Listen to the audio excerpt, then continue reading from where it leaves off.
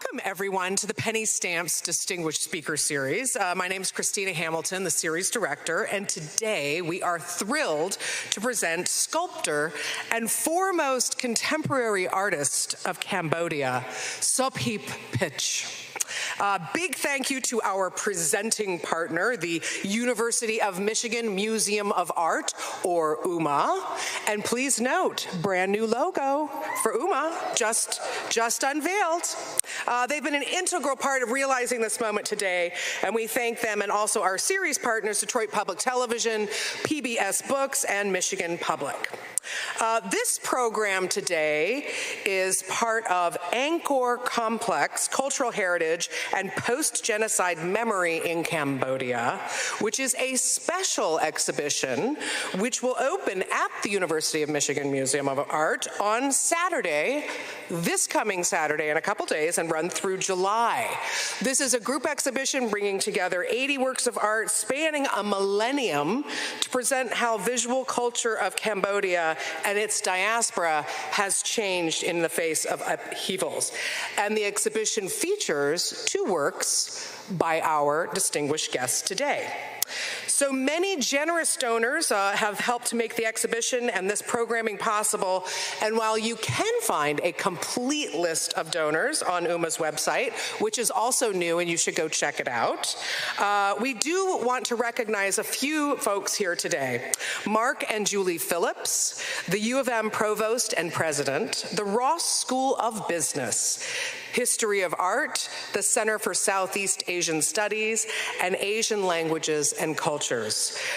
So please do check out all the other folks that have, it really takes a lot to bring a big show with all this work here and to bring Sopheap all the way from Cambodia to us. So big thank you to all of those folks. We will have our regular Q&A today, and here you may have noticed there's a microphone at the end of this aisle, there's a microphone at the end of the aisle there. When we get to that point after the presentation, you can line up at each of these two microphones and Sopheap will answer your questions. And now, for a proper introduction of our speaker, we are pleased to have with us the guest curator of the Angkor Complex exhibition.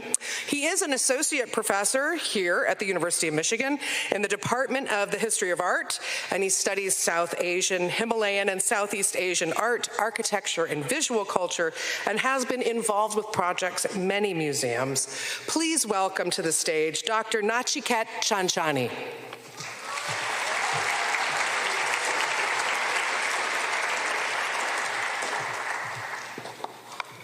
Good evening, everyone. Thank you, Christina, for your kind introduction. And thank you, everyone, for joining us for a lecture by Sopheap Pich, Cambodia's foremost contemporary artist. The rewards of looking at Sopheap Pich's artwork and listening to his words are many. Consider the lessons that I learned when I visited Pich's home and studio in Phnom Penh in May 2022. Walking through his garden, he led me to 5 ghost gray metallic trees. Each tree was created from scores of flattened aluminum sheets, first pressed together against the trunk of a dead tree, then gently hammered to raise, to depress, and to push aside the metal without removing any of the surface to capture the unique texture of the bark, and finally by soldering the sheets together. These were trees only in name. They had neither extensive roots nor sap. Moreover, their branches were little more than stumps. They were also bereft of a canopy of leaves, flowers, and fruit. When I asked Pich to describe these sculptures, he called them, and I quote him, the skin of trees. Pich's cryptic phrase encourages us to regard his work as less concerned with human exceptionalism and more with the materiality and with the vulnerable beings that are composed of insides and outsides. Pich's words also prompt us to see his works as more than an aesthetic response to the Anthropocene and to look very carefully at his artworks and their ecology. Herein lies their power to move us. Having given you a sense of the importance of Pich's vision and his voice, let me briefly summarize some of his better-known accomplishments. Pich grew up in Cambodia during the Khmer Rouge years, an incredibly violent period that left no household unscarred and a quarter of the country's population dead. In 1979, when the genocidal regime was ousted, Pich and his family were able to flee to Thailand. They spent 4 years in refugee camps before immigrating to the United States. Shortly after receiving an MFA from the School of the Art Institute of Chicago in 1999, Pich turned his attention to sculpture and eventually returned to Cambodia in 2002. There, he began working with local materials gathered from his surroundings and reflecting on the borders of history and memory and nature and culture. He also began thinking about his studio as a space for playfully reordering forms and for laborious experimentation. Since then, Pich's artworks have been collected and shown in many museums, including the Metropolitan Museum of Art, the Guggenheim, the Centre George Pompidou in Paris, and the National Gallery in Singapore, as well as many international exhibitions, including the 57th Venice Biennale, Documenta 13 in Kassel, the Guangju Biennale, among others. Much more could be said, but I now turn the podium to Sopheap Pich. Please join me in welcoming him, and please give him your rapt attention. Thank you.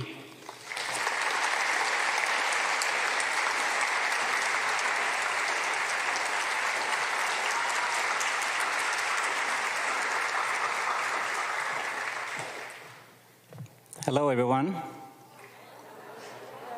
Thank you all for being here. Pardon me, I'm a little bit emotional. Thank you for a kind introduction, Nachiket and Carolyn. Thank you, the University of Michigan, for inviting me here. Also for putting together this amazing show. Cambodia is a small country, and being an artist in Cambodia is even smaller in the world. So I'm very honored. The Guggenheim Museum, I believe the Guggenheim or the Metropolitan Museum asked me about 3 years ago, when the pandemic was beginning to happen and a lot of anger and animosity was being expressed on Asian people. And they asked me to write a couple of lines to say how I feel about the situation. That took me a few days to think about. How do you encapsulate something in a few lines? But the word that came to my mind all the time was gratitude. I feel extreme gratitude for having been lucky enough to live a big part of my life, my educated life here in Massachusetts and Chicago and a few other cities. And I feel that if I didn't get that chance to be living here in the US, I would never be able to live this little dream of a life that I'm living. So at that point, I forgot about the question, and I just said, it's gratitude. I feel lucky to be here. And I feel at this time that a lot of the noise and everything that's going on, sometimes I wonder how many people who lives here actually feel this sense of gratitude. I'm not a political artist, so I will preface my talk with that. Thank you. So, I'm 52 years old. I've been making art for 20-odd years, being a sculptor. I returned to Cambodia in 2004, and prior to that, I was a painter. When I came back to Cambodia, I felt that painting was difficult. It didn't reflect the condition of where I live.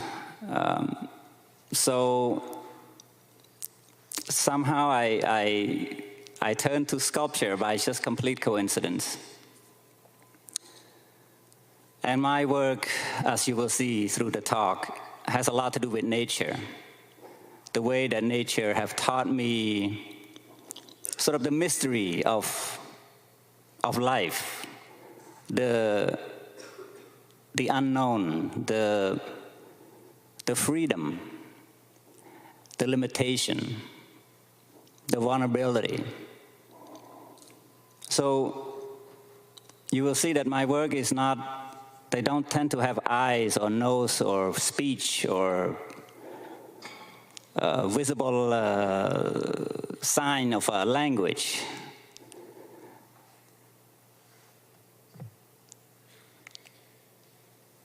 This is my very first sculpture. It's called Silence. It's made with rattan and metal wires. This is me in 2004, making this first piece.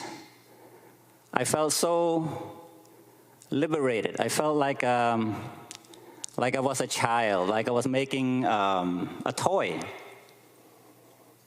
It was something very different for me because, you know, being a painter, I was always thinking about what do I want to say? What is painting?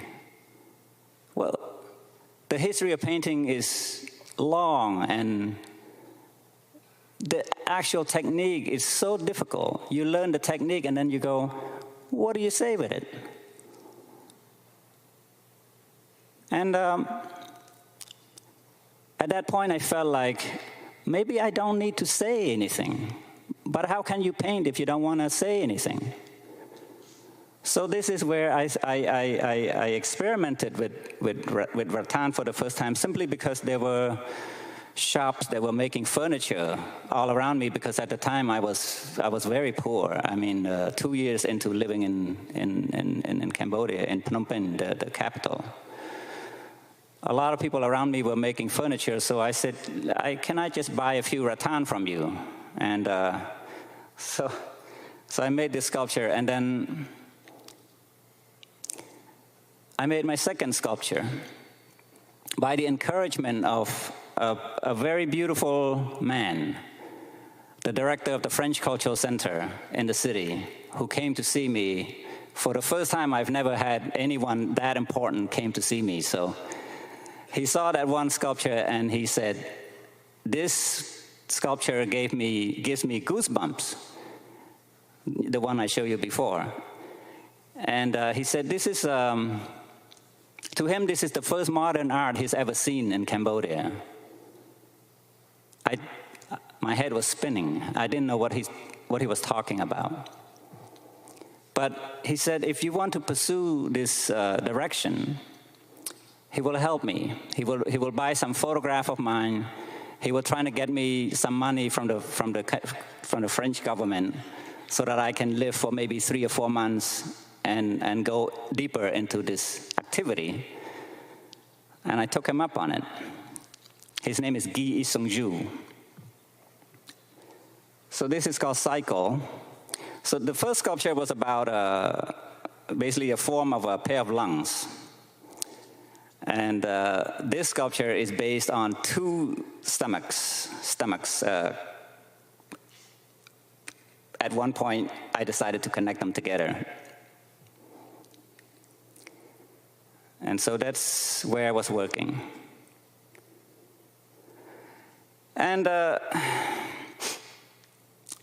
so one is the inside of the body, kind of nature, and then another is the outside nature. So I was looking at flowers, and I was thinking about this plant called the morning glory, because we eat morning glory all the time, almost every meal, because it's a cheap plant. And this particular plant, during the Khmer Rouge, every Cambodian that was living during the Khmer Rouge eat this plant, simply because it just grows everywhere. But we don't eat the flower, and normally people don't look at the flower, because it's just a lowly plant, you know, and the flower is not important. So then I made this sculpture, and I started with the flower, and I made the rest. And by this time, I had around 6 assistants. So when you make big things like this, I found out that with the second sculpture, I had one assistant that was shaving the rattan, and then I built the sculpture. And that was very limiting, because it takes many, many, many weeks to finish one thing. So anytime I was economically better off, I would use the money to hire people to work with me. And I made some smaller works as well. And then this piece happened. I was asked to be in the Triennale in Queensland, Australia. It was my very first sort of introduction to a very big exhibition. So my contribution was a sculptural installation that was called 1979, which is based on a short journey that my family took from the Khmer Rouge camp to the provincial town, the center of the province of Battambang, was where I grew up during the Khmer Rouge and where I was born. This sculpture of the Buddha was not intended to be left this way. But it happened that after I made it up to the shoulder, I felt, this is probably enough. And I got some good feedback from a few good friends that I knew, who were very touched by it. So I said, okay. The tip of the strands on the bottom is dipped in red India ink. And a couple of years later, I said, well, I made that, so what if I make another one that is a full body, which is basically take the model of a ready-made, like a bronze, not ready-made, but I mean it's a bronze tourist kind of a sculpture, and then make it just like that. It turned out that I had this work in a show, and my father, who, all my school years and childhood life didn't want me to be an artist, but said to me that I can either be a monk or a doctor, like for life. If I were a monk for life, it's just as happy as I'm a doctor for life, but not an artist. But when he saw this, and he's a Buddhist, he built temples, and everywhere he goes, he wanted to build a community. He built temples everywhere. And of course, when he saw this, he was so happy. He actually had this in his, when I went back to the US to visit him, he had it on his computer screensaver of me making it, actually. So that was a moment. And I made other flowers. This is called a cannonball flower. In Khmer, in Cambodian language, we call it a Rang Phnom flower. And this is maybe the biggest flower that I've ever made, probably the most complex. That flower is going to be shown at the Asia Biennale next month in Saudi Arabia. And I'm interested in nature, not just its volume, not just its form, but also its details. I look at lines because my work is lines. My bamboo, my rattan is, I'm basically building lines in space. So here I'm looking at something like a clamshell, and I'm seeing the lines, and I said, this is really beautiful. How do I capture this? How do I make line that is made by nature and not by a brush? So then I started making impression with bamboo sticks. Because when you tear the bamboo, it has its sort of unique quality, let's say.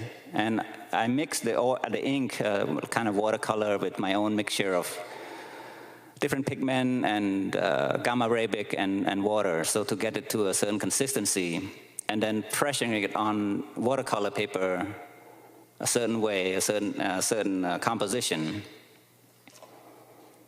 And here's the first, let's say, mature one I made, called Infra. And by this time, I was very influenced by music as I'm working. So Infra was an album by Max Richter. So it's a very spacious, flat, very, very repetitive and slow kind of music. I think it's called neoclassical music. And this is a big piece, almost 2 meters long. And subsequently, I began to think more about lines and how when you look at my work, you see the lines and not the form so much, but sort of look closer. So this one's called Arboretum. And I'll just go through these images without having to explain every one of them. So they're quite large. I mean, they're full-size kind of sculpture painting. I call them sculptures. Some people call them paintings, but they're really flat sculptures.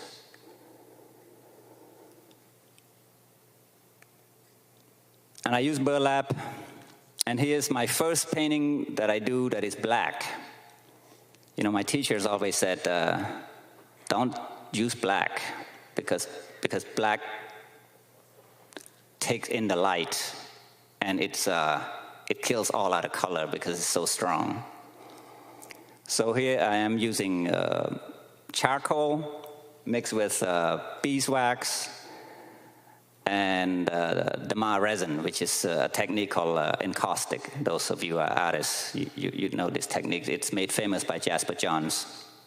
But it's a very ancient technique. It's you see it. The ancient Greek used this technique. This is more recent work. It was just 2 years ago. This is all bamboo, torched to get it to that black, and then chipped away by their notes. Bamboo have sections, and they're called notes, where it's solid. So I chip away the notes to reveal the color of the bamboo itself. This is called Nocturne. This is Nocturne number 2. And at this time, I'm listening to classical music, as you could probably guess. Chopin's Nocturne compositions, because I'm now, the last 2 years, I have began to learn how to play the guitar. So I know that classical music is very important to Western culture in terms of its, whatever music that comes out afterward has a lot to do with classical compositions.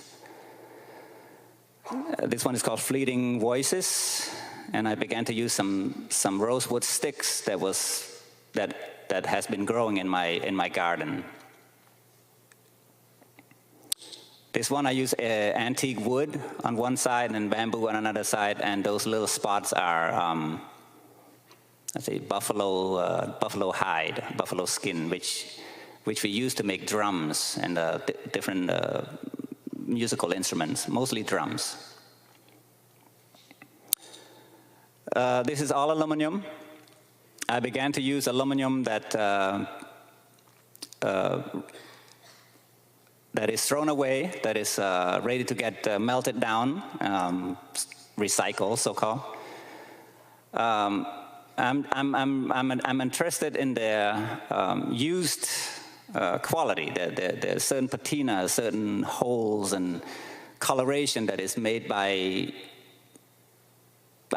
made but not really wanting to be made, let's say. Because if there's a lot of this black, it means it's very old and they're going to throw it away. So I want to take these things and confront it and appreciate it for the fact that they are thrown away. This one is called Painted Air.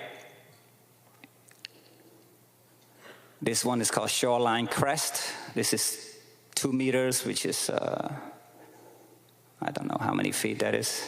4 feet, I want to say, 4.5, something like that. Sorry, 6? Sorry, I can't convert. Yeah. So this is also 2 meters. This is called the high plains. It reminds me of the desert, like in those Western movies. And then that circle that you saw in the last painting is the lid of the cooking. It's like a strainer on top. Like I think they make buns, like they steam buns with it. But these are the circles on the bottom of the cooking pots. So I thought, wouldn't it be funny to just make the bottom of the cooking pot become a work of art? So I do nothing except cut them down and then cut around them to fit them like a puzzle. So it's not layering on top of each other. It's a cutting around them so that they all fit comfortably. So these are really brand new works. They're called drop accumulation because it reminds me of rainfalls. So every year, it seems like I'm always going back to nature for inspiration. And these seeds is a type of rosewood that is grown in Southeast Asia. And in Cambodia especially, we use this wood a lot. Now there's less and less of them because people cut them down.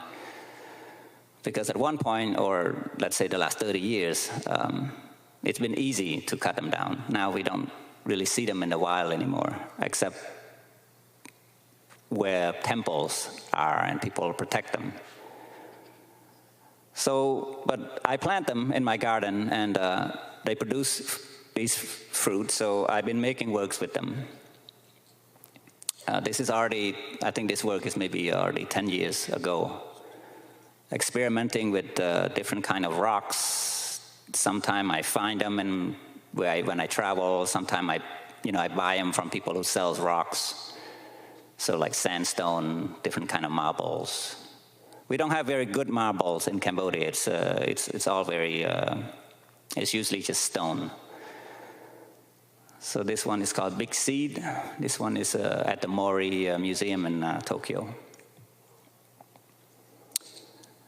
So then I want to make a giant one. This is about 6 meters long, which is about the length of a shipping container. And I want to make a work that is big, but then using the smallest strand I could possibly can, which is like smaller than a chopstick. And some people thought that I use bronze, but it's actually 100% bamboo. So this work fits right into a container, but on a diagonal, because it's a bit tall this way, so it has to lay this way. I just thought it's kind of funny to do something like that.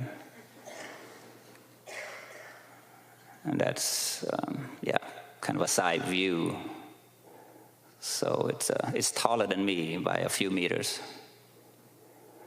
a couple of meters.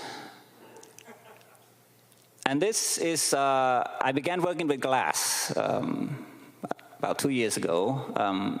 Again, the French Cultural Center invited me to go to France, to go to this ancient glass manufacturing experimental foundry, and not having too many ideas as I am, I resort again to the rosewood seed after having experimented with many, many other forms. So these are all hand-blown. So that particular piece, the necklace, I call it the amulet, because it's based on an amulet, like a good luck charm. It's a little bit more complicated, but yeah, I won't say too much about it. It's going to be shown at the Asia Biennale next month.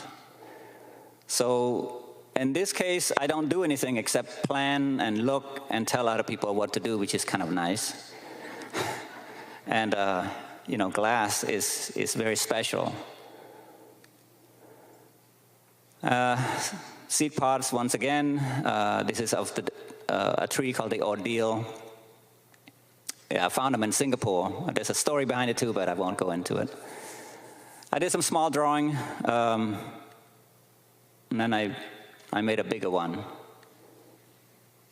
It seems to be a kind of thing for me to make something big. It's just like I like doing that. You know, it's something to do with your body. When you make something big, you live in a different way. You feel something very different. And I guess maybe another reason for it is because I'm in Cambodia and nobody knows where it is. So if I show a big piece among other artists, then it doesn't really matter if they want to like it or know what it's about. They can't avoid seeing it. So this is a piece I made for a friend of mine who has a hotel in Siem Reap. If anybody ever go to Cambodia and visit Siem Reap, this one is in a place called Tree Line Hotel. And this is, again, the rosewood seed, but it's the pod now, which is also very beautiful. So this is a work from, 10 years ago, something. This another. So on the solid part is covered with goat hide. This is a piece inspired by the kapok tree, which is like a cotton tree in Asia. We use this because it's very common and it grows very fast. And we use it for pillows and blankets and things like that. So it's an old boat, and then I simply add on the sort of the cotton part on top, at least my interpretation of it.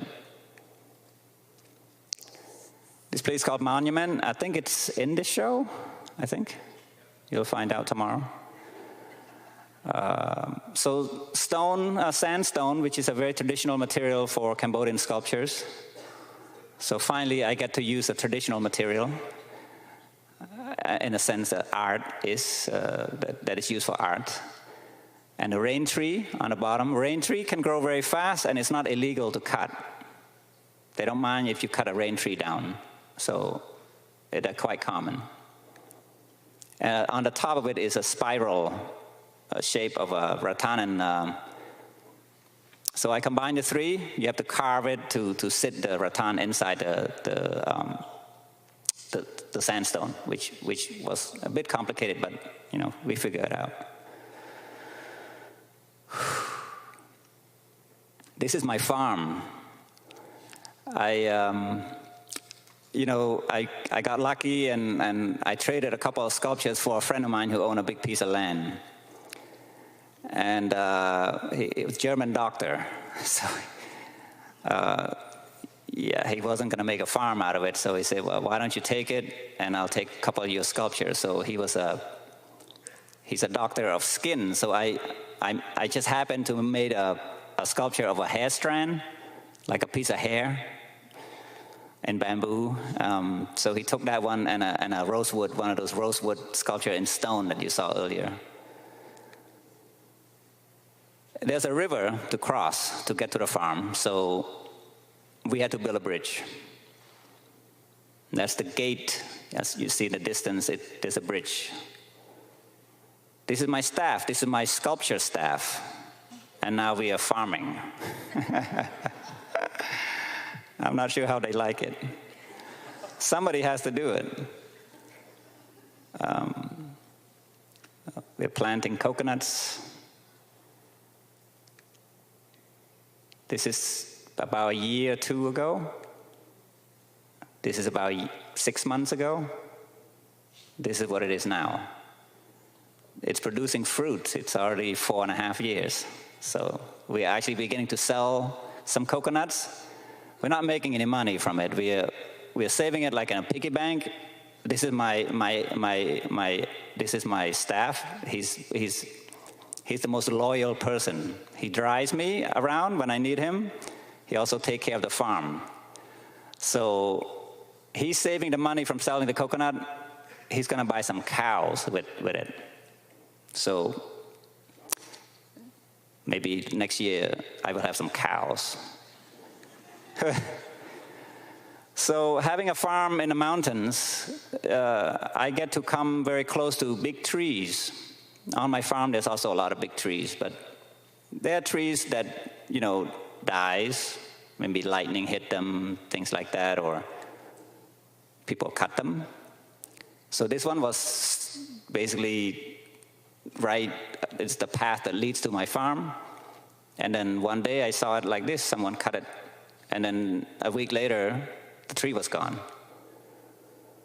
So I used to be I get very, I'm pained, when people cut down trees.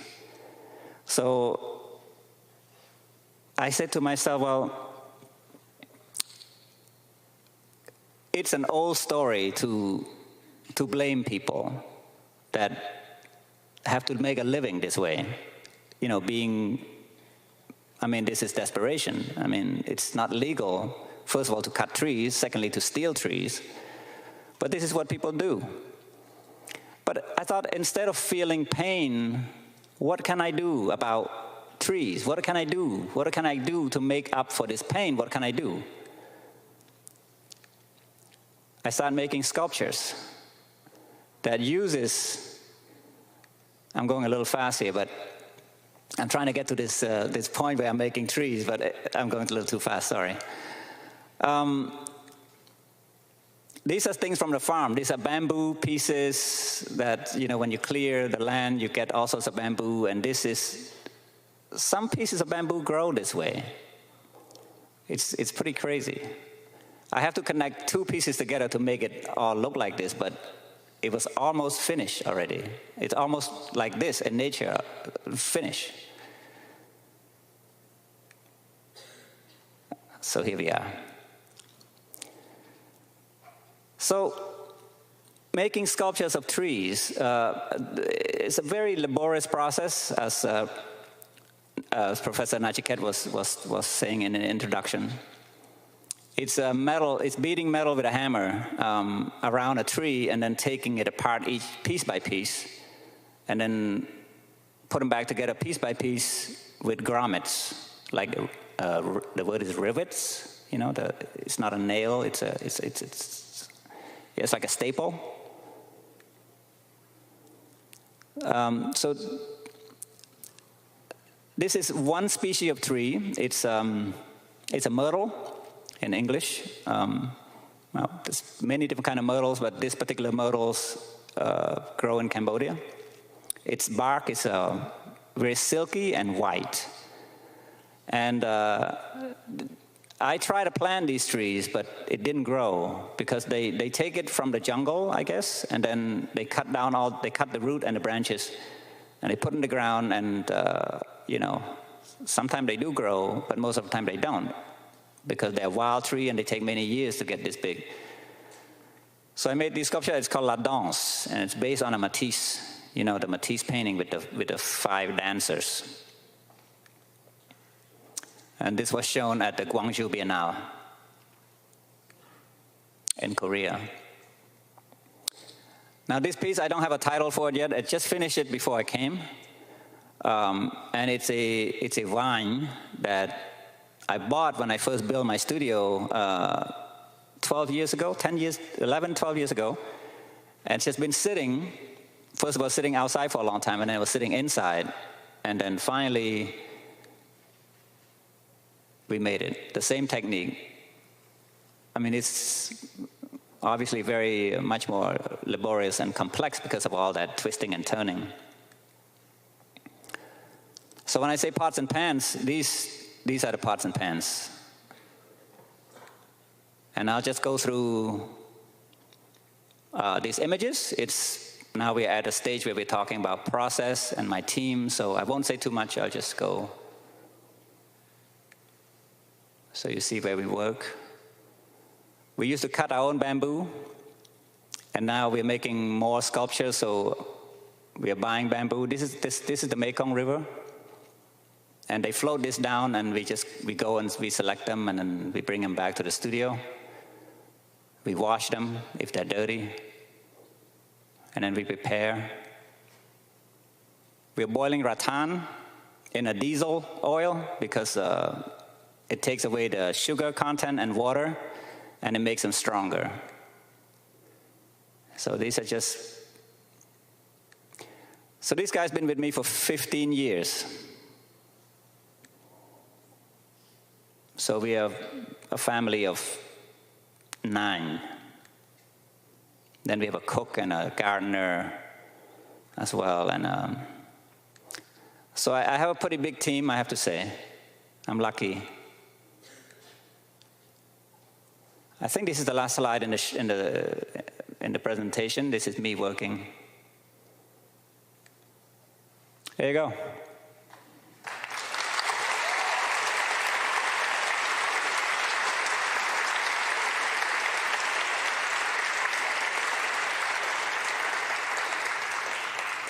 I'm happy to take any questions you may have.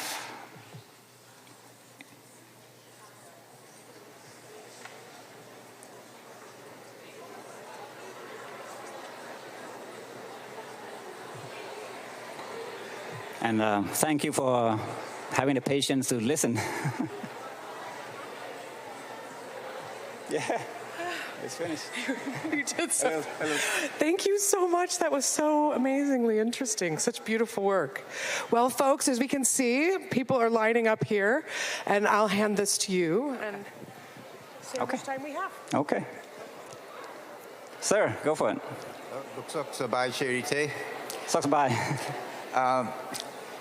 I couldn't find a picture of Conch's flight. What is all that about? I'm sorry? Conch's flight? Conch's flight? Yes. It's a painting. Oh, I couldn't find a picture of it. Can you explain it or give me what it's about? But that was a painting I did when I was a student. Yes? That's why I couldn't find anything about it. Yeah, well, I mean, I'm not known for painting when I was a student, so I think you'd have a hard time finding it, yeah. Okay, I guess we'll leave it at that. Also, in Battambang, there's a sculpture of a man with a stick, but he has a black face. How is that explained? What is that about? I think it's some fairy tale that have to do with Battambang. But why a black face? I don't know. Couple of mysteries. Okay, yeah. Thank you. You're welcome. Yeah, sorry. Yeah. Thank you very much for speaking tonight. My question is about your piece. You talked about like where it fit diagonally in the shipping container. I'm really curious, how did you achieve like the overlap between the two big forms? Like in the bamboo, it seems like they overlap. Well, it goes like this. So you build this, and then you build one more around it. Oh, okay. Yeah. Very cool. So it doesn't come apart, it's just one piece. Yeah, thank you. That's so cool. Yeah, I'm supposed to do this, right? Okay. I don't... Go ahead, ask away.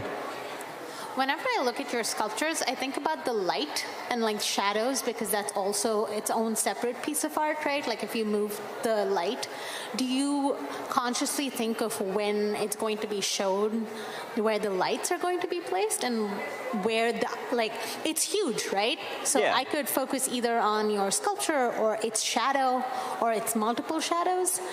Yeah. Do you have an active part in placing the lights around your sculptures? No. I make objects, and then better people with lights, they surprise me. I like looking at them too, but I can't really design it like that, you know, because I kind of work as, I don't think about that, no. Right. No. Thank you. But gladly other people do. Thank you. Yes. Hi. I have more of a practical question, I guess. Okay. The professor in the beginning said that you went to Chicago Institute of Art for your master's degree.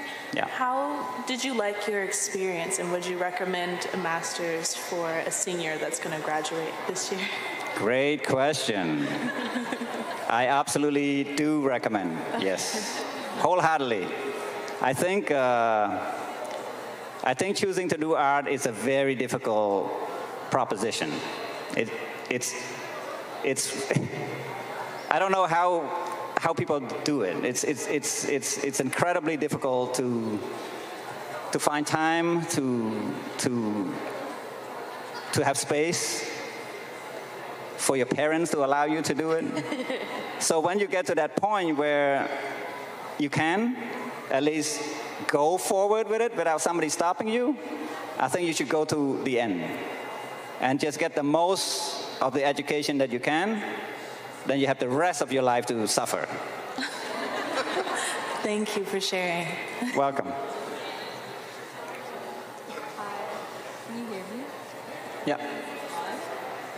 I don't think so. Oh, hi. Okay. Hi. I'm a student here, and also I'm in sculpture, and I also want to be a Buddhist monk. You what? I also want to be a Buddhist monk, if that doesn't work out, artist. Oh. So. Okay.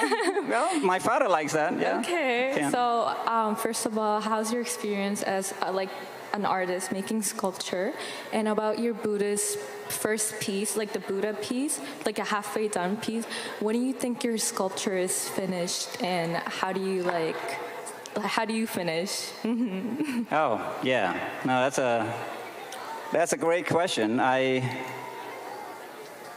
like finished work. You know, I think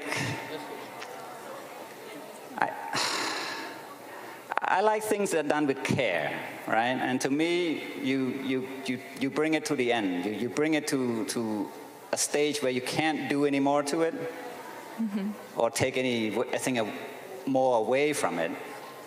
So in the end, it's about your emotional state when you get to that point. Because if something is not enough, you know it. You just, hopefully, you know, in your clearest moment, you know it. So that Buddha means something, you know. It means destruction, or it means something is wrong. It means something is incomplete. So that's what it is, you know. And then other things is wholesome, because that's what it wants to be, you know. I guess, yeah. Does that answer it? Thank you. Sir. Hi, Bong Sopheap. Hi. We met in 2005. My name is Trent. Yes, Trent. It's nice to see you. Yes. At the moment, I teach classes on Buddhism and Southeast Asian literature at the university. And sometimes I like to show pictures of your art and of other Southeast Asian artists in that context, because it's so productive for the students to think with. Okay. And they make really interesting kinds of connections, like for reading traditional Cambodian literature or literature about Buddhism, and then they see pictures of your art, they make all these connections. And I always assume this is just what happens in the classroom. These are the kinds of intellectual connections that get made. But when you make art, when you make it in Cambodia, do do you feel that that those connections might be there between Cambodian literature or religion and music and the kinds of things you make because you're living in that space, even if it's subconscious? Or would you say it's just a coincidence that the students see these kinds of connections? Oh, what a great question. That's why you're a professor and I'm not. Look, I think I'm still thinking that art is about hope, and art is about connection, right? To me, what I experienced when I was living here and seeing different museums and when I travel, and I don't need to understand art, I just need to be affected by it,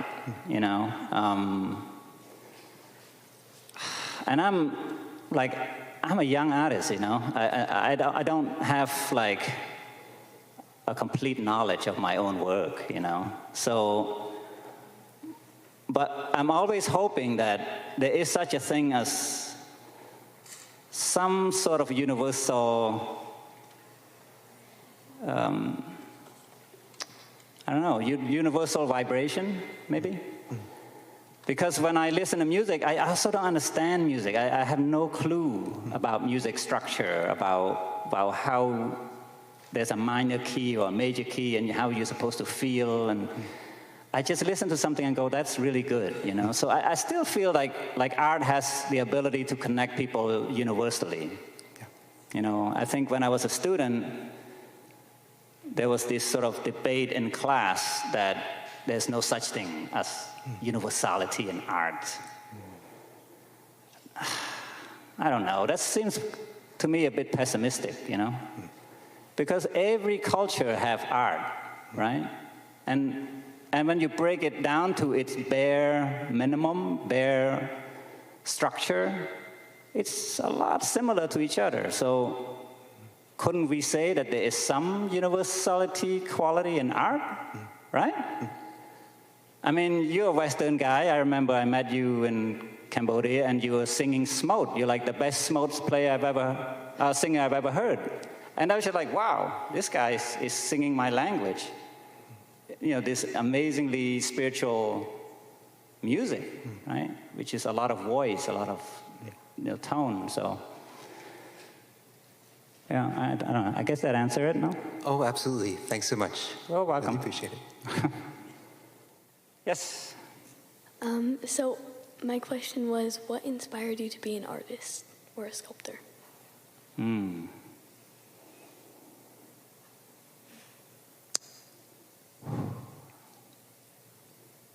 I guess I knew I didn't want to be like a conventional.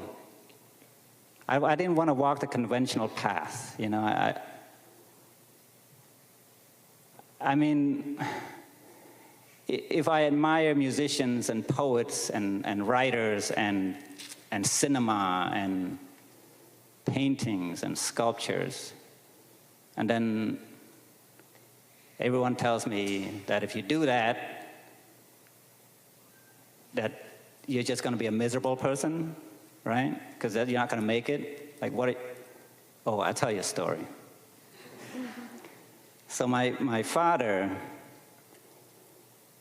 pulled me to the side one time, said to me, son, do you know this great artist in Cambodia? With just one paintbrush and one color, he just does this. I said, does this? Do you know what it looked like when he does this? I said, no, I don't know. I can't tell. He said, the most beautiful picture of a cat running. The most amazing, lifelike, photographic-like. It's like, oh, wow, okay. He said, do you know that artist? Do you know who that artist is? I said, no. He said, exactly. You can be a genius and nobody know who you are. Ooh. Yeah? So I think, why I choose to be an artist, I don't want to think like that, Because I think there is the bigger world that I can explore. that not that I can just admire, but that I can be participating in it. Thanks for your question. Thank you. Did you say you've had the same assistants for 15 years? Yes. At some point, do they want to stop being like your minions and like create their own ideas and give you their ideas? Oh, yeah. So what do you do when that happens? We just take a day off and go drink or something, you know. You try to trick them out of it? I love it. Your question is collaboration, right? It's about collaboration, that's right. and I love collaboration. I mean, look, I'm an artist because I collaborate. First of all, I collaborate with my teachers when they taught me stuff. I collaborate with artists that inspire me when I look at their stuff. I steal from them, you know. I collaborate with nature. I just claim it, you know. Rosewood seeds. I mean, who does that? You know, I do it. You know. So I think it's and my guys, yeah. I mean, look, it's a boring job if you're just working without thinking. Mind you, some of them just want to do that. But I always encourage them. We have meetings every now and then, and I said, don't just make something without thinking. You gotta think. You gotta do. You know, make some mistake because that's what the joy is, and then we can talk about the mistake, and then maybe it's not a mistake, you know? So are some of the pictures you showed us, some of their ideas are being inputted in there? Oh, yeah. There's all their input is there? Oh, they're there, yeah. Come on, will you work with each other for 15 years? Yeah. Yeah, you must be pretty good, you know? Cool. Yeah. Okay, thank you. Welcome. My question was, do you have any art pieces based off of the Khmer Rouge? Based off of Khmer Rouge? No, I don't think so. I mean, not directly. Or you can say all of them are. Okay. In some way or another, yeah. I mean, bones, skin, you know, emptiness, darkness, you see them, right? Labor, you know, toiling away on something that is quite meaningless. I mean, I think it's there. Yeah? Thank you. Good question. Oh. Hi. Hi. So in looking at all of your work today, one thing that I really came to appreciate was how like bodily and natural everything looked, like particularly in your sculptures and like the way that they take up space and the way that you can see the anatomy behind them. But when we were looking at your paintings, you mentioned that you drew a lot of inspiration from music, and so I'm curious as to how nature and music kind of like interact with each other and inform your practice. That's a good question. I'm not sure how to answer it. I mean, there's a certain way, like the water flow a certain way, or a tree branch grow a certain way. When I was a student, my favorite class was botany before I declared as an art major, because I just couldn't ball it up, you know, and then I decided to walk into a painting class. I try to be a scientist, but the closest I come to cutting up something was a worm, you know. And but you do learn something. You see the way things grow. So I think botany and just being interested in plants in general teach me a lot about how things should grow and how things should turn. And also I draw a lot. I mean, I learned how to draw. That's probably my saving grace, was that I had the patience to actually learn how to draw, because my teacher would just beat me to death, you know, like if I don't. You know, but I finally realized the reason why people like Giacometti or Van Gogh, like their work is timeless and it connects so many culture and it connects everybody. It's the drawing, you know. It's that's where the pain is, that's where the hurt is, and also that's where the joy is as well. And it just hits all the right note with the drawing. So I try to discipline myself to really do the homework, you know. So I think my forms is informed by the way nature normally is, I guess. Yeah. All right. Thank you. Sure. Yes, ma'am. Hi. Hi. So I was wondering, what is like the main factor or one of the main factors in nature that you find you want to base your art off of? Like in your pieces that are based off of nature, what tends to be the main thing that you like look at in the nature that you want to incorporate into your art? I think the forms in nature, sometimes they're very simple form, but if you really, really look at them and you make them in another material or in another scale,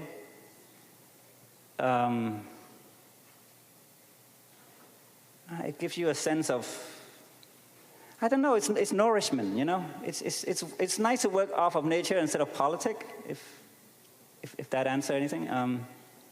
I like things that don't say anything. I like things that just are. They're just things, and then you're attracted to them, or they attract to you, or something. And then you meet somewhere, and it's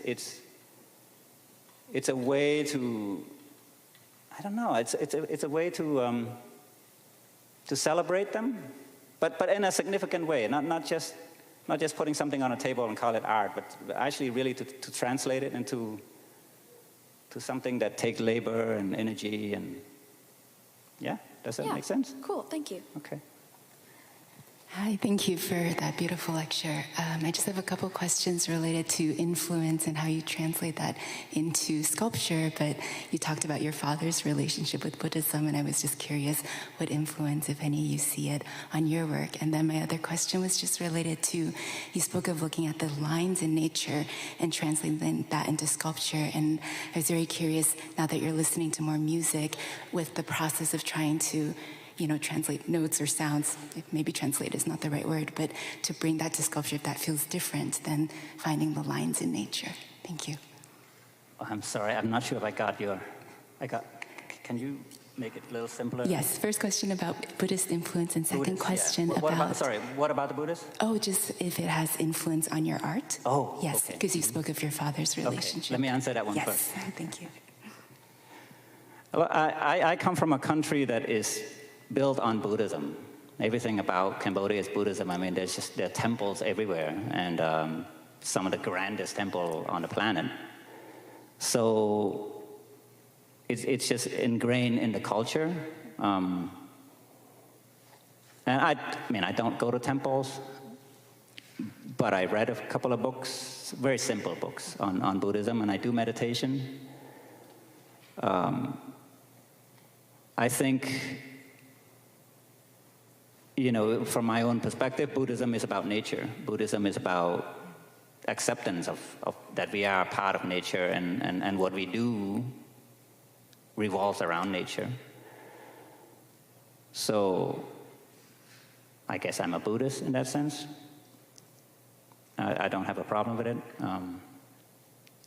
But it doesn't really translate to how I think in terms of what is Buddhism and then how it does to my work. I just am, I'm just a way, Yeah. So I'm just a tool, I guess. Thank you. And the other question? The question was about, seeing the images. We can see so clearly how the lines from nature show up in the sculpture, and I just wondered if the process of hearing the sound feels different to you, or what that process is like of having that influence your sculpture as well, since it's an oral dimension rather than perhaps a more visual one. I mean, not all the time, but I do listen to music sometimes. Sometimes I listen to heavy metal music, and I'm making this very meditative work as well, So I don't know. I don't really know how to answer it. I don't know. I make it, I don't know. Thank you. Yes. Hey, sorry. I hate speaking in front of audiences, but this felt important. I'm in an environmental anthropology class here at the University of Michigan, and just today we were talking about the relationship just with sand mining between Cambodia and Singapore, just Singapore's sort of taking of this natural resource. Well, they're buying it, so. What was that? They're buying it. Yes. So trading it for money, I guess. Mm-hmm. Yeah. Sure. Yeah. And I was just wondering how you sort of if you took in like political ideas like that, you said like just about the idea of taking nature and sort of using it in your art. I was wondering if you had related that to that issue, or if that's maybe not. No, probably not. Okay. I mean, I think for me, it's more of collaboration and borrowing. I plant a lot of trees. Yeah, I mean, look, there's all sorts of things to do with the sand dredging and how it destroyed the coastline and the rivers. You know, I used to live right on the Mekong. It's like I'm 3 meters away from falling into the Mekong. And then there are these things, these barges that goes up and down, you know, very loud. It doesn't make me feel very good to think about it, you know. It's not something I can do anything about. I'm really powerless, you know. I don't let it come into my studio much. It's our time in history, and there are much more people that can make a difference, and they are more powerful than I am. So I just turn it off, and I focus on something that I can do. You know. Yeah. Is art sort of more of a healing practice then for you than maybe a political one? Yeah, more. Yeah, for sure. For sure. It's more of an educational practice, right? I mean, it's more like learning where your knowledge can take you and how you can live as an artist in the world, you know? Yeah, I mean, there's a lot of bad things, you know, in the world, and I like to create my own little, I like to create my own little universe among the living and the dead, you know? So I can't be concerned about everybody. Yeah. Well, thank you. You're welcome. Yes, sir. My question was, have you ever been disappointed in one of your art pieces? I'm sorry. Have you ever been disappointed in one of your art pieces? Never. No, of course. There's something that's so frustrating. I mean, they're just sitting there for years. Yeah, but you move on. I don't look at them too much. I don't overthink it. I tend to gravitate towards the ones that are good, you know? Not let the ones that are not so good bother me too much. But they're there, sure. Not disappointed, but just not knowing what to do with them. Yeah, last one. So I've been teaching about Cambodia to my middle school students for about 2.5 months. Teaching what? About Cambodia. About Cambodia? Yeah. Oh, okay. We do a deep dive every 3 years. And and every time I come back to it, it's 3 years later, and I've been doing it since 2005. Okay. And it feels like the country's changing very rapidly. Are you optimistic about the direction your country's going? I'm half and half. I guess I have to be a little bit more optimistic than pessimistic, right? Yeah. Look, it's like this country, right? You got to be a little optimistic, right? I mean, or else you'll get caught up with all sort of nonsense, you know.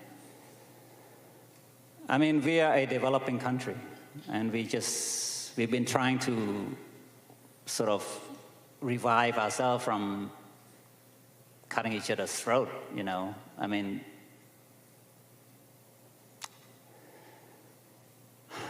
you know, it's a tragic place. Let's not forget, right? So, obviously now we're better off than how we ever have been, right? Do you feel the country's healed? Of course, it's not healed. I mean, it's healing. Healing. Yeah, but it's how does a country heal when you have every single family affected by, you know, death? And it's not just the people there; it's the people here. The Cambodians here are also suffering. There's trauma, you know. And imagine when you're here and you're still suffering. Then what happened when you're not here, you're there and still living in that sort of chaos? Everybody's trying to get to the top in every way they can and feed their family and have education, infrastructure of the country. You have, you know, outside influences. You know, we don't make anything, you know. So we rely on other people's kindness. I mean, Let's be frank, we don't have any building, we don't build anything, we're so close and, so we're a very limited country. So I'm very sympathetic to it. This is probably why I choose to stay there, because I think all of that emotion plays into who I am and how I make my work, Do you feel like you're so my work don't look tragic, but I think there's a lot of tragedy that goes into making the work. Are you part of maybe a movement to shift into making things, whether it's art or other things that are more creative? The young people live in Cambodia now. There's a lot of young artists, and they're hopeful, and they're traveling, and some of them are very good. They're very good, But there's a certain acceptance of art that when I first arrived in Cambodia in 2002, that I didn't see, right? In 2002, when I was showing my work in coffee shops and things like that, to make a living, most of the audience were expat people. But now, when you go to an exhibition, it's all full of young Cambodian people, So, in that aspect, I think there's a lot of hope there, I think we understand art now, the importance of it, better than our parents did, let's say, right? I'm making a silly example of that, earlier. I think for the most part, it's still like that, and I don't blame them. I mean, it's better to be a doctor than to be an artist. I do wholeheartedly, accept that. But we can travel. We have this thing called ASEAN. We go to Thailand and Vietnam and without a visa, which is progress. So. Yeah, there's a lot of hope. Yeah. Thank you. You're welcome. Yes, ma'am. Thank you so much for that. That was amazing. I'm curious if you have a favorite work of yours, or the most enjoyable one to My create. favorite work? I know you have. They're all so amazing. Do you have? Believe it or not, I do have my favorite work. Really? It's the first one. Yeah. The first one. I love that one. Yeah, it's like. I mentioned that Guy Isongju, the French Cultural Center director, pointed that out to me, that's art, right? So I was like, oh, okay. And I gave it to him, when he left Cambodia. So I want it back, but I don't know. I don't know if he'll give it back to me. Remake it. You should remake it. Make another version of it. It's not the same. I did make out a version, but it's not the same. I get it. It's not the same. Thank you so much. He said to me, are you sure you want to give this to me? I did that twice, and I regret. When I left Chicago, a good friend of mine, she loved one of my drawings, and that time I did just very small drawings of like kids playing, black and white and ink, just like bamboo pen on rough watercolor paper. She said, this is the most beautiful work of yours. I said, oh, thank you, you can have it. And now it's hanging in her room somewhere in Hong Kong, and I also regret not having that one too. So I get that. Anyway, thank you so much. You let it go. It was brought up several times that you're like the first contemporary Cambodian artist. Why do you think that is, or like, why do you think that like you're that one? Well, I don't think that. Why do you think I think that? Oh, well, like several people said it about you, and like that French director or something. There's people who's written on it, and they break it down in some way. But look, it's such a young history, and yeah, look, I have to accept the fact that I am maybe the most well-known, perhaps internationally. I accept that too. I mean, that's just reality. But to say that I'm the first contemporary artist, I mean, come on, who makes that kind of claim? I wouldn't make it, but if somebody else does it, it's for some other reason. I don't know. Okay. Do you believe it? I don't know. What? Do you believe that? I don't know. I don't have enough information. But... Right. Yeah. No, I mean, there are other artists. So, if I go around talking like that, I don't think they'd be very happy about it. But when people write, I mean, it's sensationalism, right? Mm-hmm. It makes a mark. It makes something explode when you say that, or people are going to go, "Wow, what?" Yeah. So, I don't think about it. Thank you. Welcome. Hi, I'm an alumna of the university, and I'm by no means an artist at all. But I think what I love so much about your work is just the playfulness and curiosity in it. I love that you showed us so many of your works, and some of it was just how many different materials can I use to make rosewood nuts, or can I make this really big, and what would that be like if I made it really big? Right. How do you maintain that curiosity? You've been doing this for so long. How do you stay so curious? I don't know, just being ignorant to reality, I guess. You know? It's like, I don't want to get old. You know, I mean, I think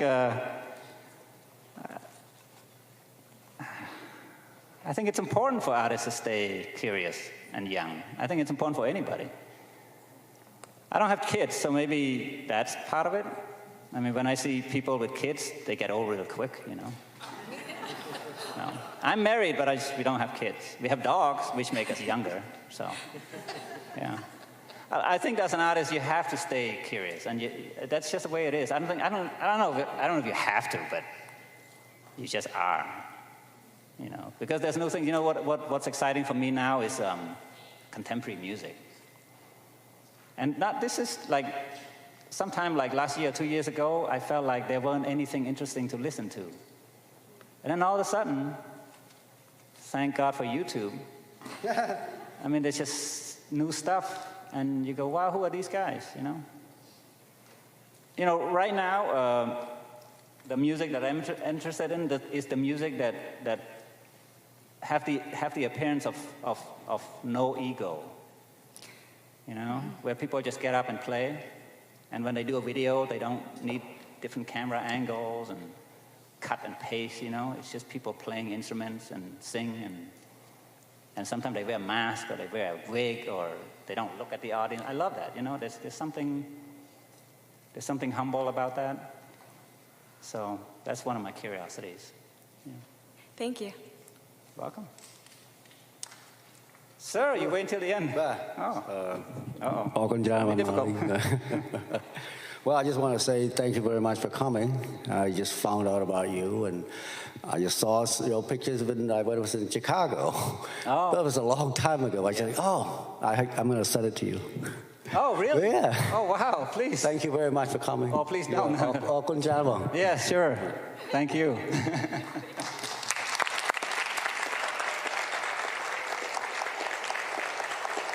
Thank you very much.